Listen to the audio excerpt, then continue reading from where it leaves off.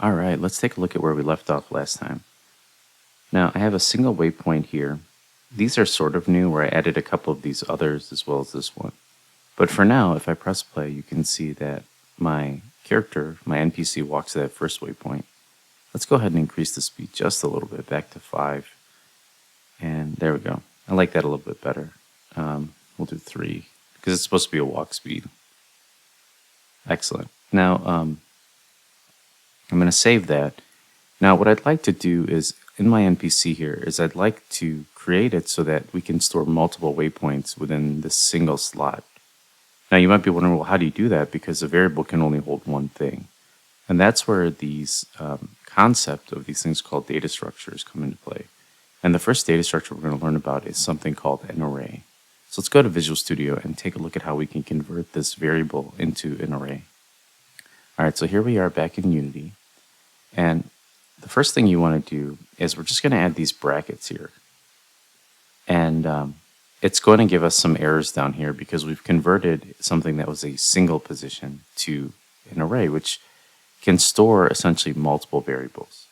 So let's go ahead and just highlight everything from line 15. I'm going to hold Shift and click on 24. So anything between 15 and 24. And I'm going to hold Control. I'm going to hit K and C, and that'll comment all of that out. Then I'm going to hit Control S to save. I'm also going to give myself a little bit of room here, just so we can play around in here. And then we'll go back in and start adding code. So right off the bat, all we have are these two, is one variable and one array. And again, we're not sure exactly what these two brackets do. So let's set it up so that we can create, or we can store multiple waypoints within this one target waypoint variable. And let's actually rename this to target waypoints now that we're storing multiple waypoints. All right, let's return to Unity so you can see what happened when we first added these set of brackets. Okay, so here we are back in Unity, and I have my NPC selected. I'm going to hit F to focus. Now you'll see here that now we have this little drop-down arrow above move speed. I'm going to kind of compress these a little bit so we center it on our screen. Now when I expand this, you can see it says list is empty. There's a couple ways of increasing this list. You can hit plus, and that'll add 1. You can see this number in updates. You can hit 3 here. You can see it added 3. You can hit 0 here to get rid of those, or you can select the first one and hold Shift. Actually, what I can do is I can click this little lock here to lock that in place. And then I can Shift select all of these and just drag them and onto this target waypoints variable. And you can see it added them there as well. What happens oftentimes, though, is as you're adding more code, you have to kind of go back in and constantly redrag them in. I'm going to leave my lock on. Don't forget to turn it off eventually, just because we're really only going to be working on the NPC in this video. So now we have a target waypoints variables, quote-unquote array, that can store multiple variables. Let's take a look at how we can write some code that will move this character. It'll find the first waypoint, kind of like what we did before, and then it'll look for the next ones, and it'll stop here. Now you might be wondering, well, how do we know what element, if the array is the current waypoint? Well, let me jump back into Unity and kind of show you how this works. Notice that it has the word element here in 0. That means this waypoint, this first one here, is in slot 0. And you could see 1, 2, and 3. So even though there's 4 waypoints here, because it starts at 0, it looks like it's at 3, but we actually have 4 complete elements. So if I was to go back into Visual Studio, I want to create sort of a variable that will start off at slot 0, and then we want to add 1 to it as we go through each one of these slots. So let's go back into Visual Studio and add that variable. All right, I'm going to add it right here. And this is a current waypoint index. So think of index as, I use it interchangeably with the word element. And what I can do is I can actually reference the current slot. So let's say 0 here. That's referencing 1, 0, 1, 2, 3 for these target waypoints using this index. So let's go back in and say, for example, that we want to print whatever is in target waypoints. So, oops.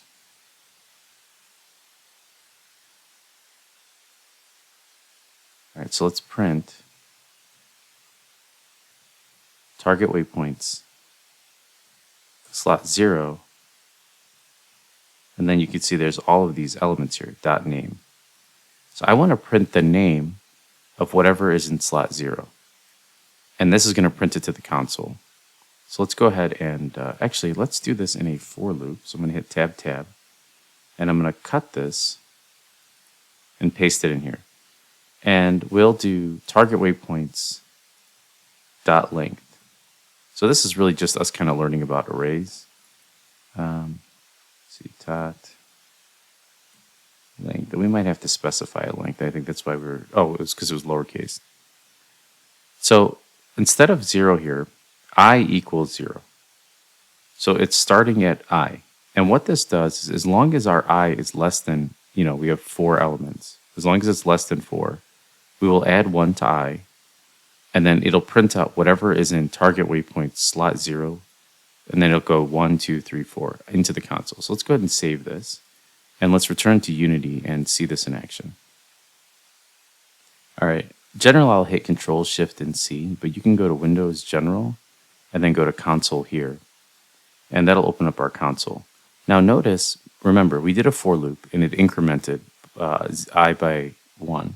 So here's 0, it'll start at 0, then it'll go 1, 2, 3. So I should be getting these names waypoint 1, 2, 3 when I press play. So you can see here that because it's an update, it's doing it every frame or every second. So let's go ahead and pause this so we can take a look at it. So it printed waypoint 0, 1, 2, and 3. These are the names of our waypoints here. So that's the way that you can access individual waypoints, is you access them by their index. Let's go ahead and clear this out and close this. Now let's do some code where we can actually move this around. If you are still confused about arrays, send me a message and I'll send you some more information on how to just play with arrays in C#. Okay, so I don't necessarily need this for loop anymore, so I'm just going to delete it. Now let's go ahead, just like we always do, and let's comment out what our thought process is for our code. Now I generally put in an if statement to make sure that we are checking if there's actually waypoints to move to. So let's go ahead and add that if statement. All right, so if our target waypoints dot length, we saw that a little bit with the for loop before, so this is whatever the length is. Right now it's set to 3, which is really 4, is greater than 0. We want to calculate the distance between the closest waypoint. So this is a very simple math calculation. We are creating a new variable, and again, I'm using dir, I should use direction. Let's go ahead and change that. Is equal to the target waypoint's current waypoint index, which is equal to 0. We haven't started updating it yet like we did in the for loop. So right now, we're just looking for the first waypoint in that array, which is important because sometimes we want to control the movement. So we want to store whatever position is in that current waypoint. So we've seen this before. And then we're just every frame subtracting whatever that position is from the transform position. And later we're going to use this to move it. Right, so next, I want to do another if statement here. And what I'm going to check is the distance. All right, now you've seen this before. I'm just kind of reviewing it because this can get kind of complicated. So a lot of this code down here, actually, I'm just going to delete it all and just sort of review it. It can't hurt. But if our direction.magnitude, remember, this is the distance between wherever our current one is. This is like always checking the direction. If the direction.magnitude is still less than, the distance between the other waypoint, we want to move it. But what we also want to do is, that means we found a waypoint and we want to set our next waypoint in our array. So I can actually grab this, paste it in here and do ++. And so what I'm doing here, if you remember, this is the same as current waypoint index equals current waypoint index +1. This is just shorthand for it, if you remember this from the previous tutorials. So this is going to first set us to the next waypoint. So this is going to set it to 1, which is the next waypoint in our slot.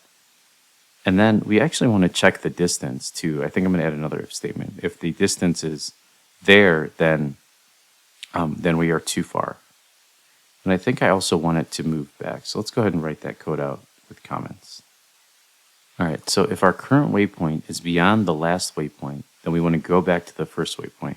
So this is our way of doing it. So we're checking if the current waypoint's index, right, is greater than or equal than the length of it, then we want to go to the last one. So this is going to help us too to sort of not override or overrun our thing and give us errors. So then we set the current waypoint index back to 0. So we're kind of we're looping. Now this is a great way of checking. What you can do next is we use an else statement. And what this else statement does is, we don't need that code, but sometimes it writes a little bit detailed or too convoluted code in IntelliSense for us. So we want to always try to use our own. So if once this is satisfied, or if it's not satisfied rather, then we can go to else. And this is going to take us to, for example, like, it'll either we can have this redo everything, or we can have it start something new. So what I'm going to have it do is essentially just have it move towards our character. I keep forgetting this dir here. So what this does is this normalizes that director, like it evens out the number. And then all we're doing now is we're going to say transform.position, which is our NPC. Again, this is shorthand for, if you remember, transform.position equals transform.position plus the direction we're moving in. Now, I could just do direction normalize after this like before, but I just wanted to show you a different way of doing it. Times the speed we're moving, and then you all know time.delta time at this point. Let's save this, and let's see how this works. All right, here we are back in Unity. I'm kind of looking over here, and I'm seeing that this waypoint's height, let's set it to 1, I guess. And then let's set the rest of these, because they're, let's see.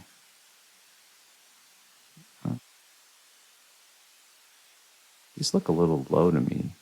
Let's see if we click here. Yeah, that looks a lot higher. So let me select these waypoints and just sort of move them up. There you go. All right, now if I press play, it's moving really slow. Let's shake that back up to 5 and let's press play. There we go. We got waypoint 1, or 0 rather. 1, 2, looks pretty good. Okay, there we go. And remember, we added that little check if it's not, about the distance and stuff. So now it's kind of, it's moving in direction. The only thing is, eventually we're going to replace this cube with a real character. I'd like it to look at the waypoint target, so it looks a little bit more natural. Let's go back to Visual Studio and add that code. I'm going to have that code right above here. And let's make sure direction is there. All right, so let's save this. So what this line of code does is it sets our rotation equal to the direction. So this look rotation is a Unity pre-made function. And all it's doing is it's saying, hey, rotate the character. That's what this quaternion rotation does. Towards this. And vector3.up is the y-axis. So we're going to rotate it on the y-axis. And let me save this, and I'll show you what I mean by rotating in the y-axis. But it's going to rotate it in the direction that it's moving. So let me go ahead and pause this video, and then we'll jump back in Unity, and I'll show you what this means by vector3.up. All right, so here we are back in Unity. Now, if I rotate this on the y-axis, see how this blue arrow makes it appear as though it's pointing in that direction or it's looking? So by adding that one line of code, I'm going to go ahead and move this maybe here. Actually, let's just move all of our waypoints all the way over here. Just to kind of jumble it up so you can see. And we'll make it a little more something like that. And we'll have this one back over here. So now when we press play, you can see the character looks in that direction, in the direction it's heading in. So, and it's facing that direction, which is pretty cool. And so this is a pretty good way of creating a simple waypoint system. So you might be like, well, how do I add more waypoints? Well, hit Control D. You can see we have waypoint 4. Let's go ahead and add a 5th slot. Drag waypoint 4 in here. And let's take waypoint 4, and maybe we move it here. And then let's grab our NPC, and let's crank that move speed up to 10 just for the sake of this video, so we could see it. And there's ways of smoothing out that rotation too. You see it flips out a little bit when it goes too fast.